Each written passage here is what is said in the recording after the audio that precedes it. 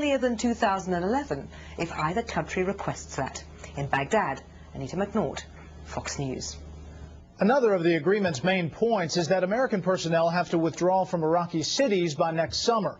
David McDougall reports from one city where that is already happening. These are the last Marines in Fallujah.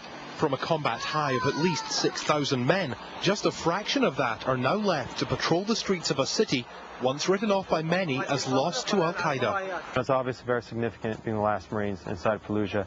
What's really key about that is the significance of what Fallujah was 4 years ago. Now, understanding that Fallujah was a hotbed of insurgency in Al-Anbar and a large strategic location for the insurgency at that time. Captain Dan Miklas is the commander of Bravo Company and patrols regularly with Iraqi police, but only when the Iraqis themselves request it.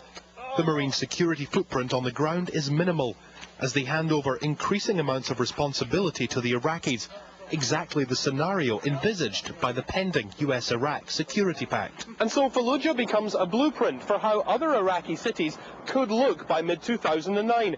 US forces largely withdrawn to the outskirts, Iraqi forces taking the lead on security.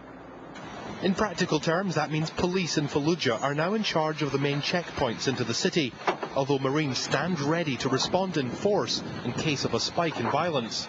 Iraqi police are also the most visible security presence out on the streets, patrolling freely in parts of Fallujah where Al-Qaeda once ruled with vicious brutality. We're told they executed a woman in this market for daring to be outside without a male relative. The situation now, very different. You can see the people are relaxed and they stay out on the streets till midnight or 1 a.m. Not like last year, where you didn't see anyone after 6 p.m. Security in Fallujah is good.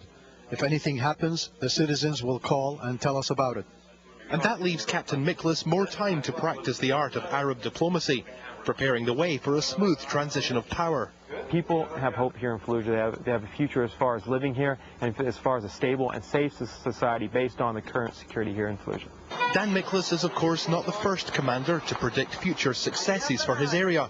Other cities have had similar periods of stability, only to fall into violence again later. But there does seem to be a genuine expectation in this part of Iraq at this time that security improvements are here to stay. In Fallujah, David McDougall, Fox News. Was President-elect Obama's campaign really carried by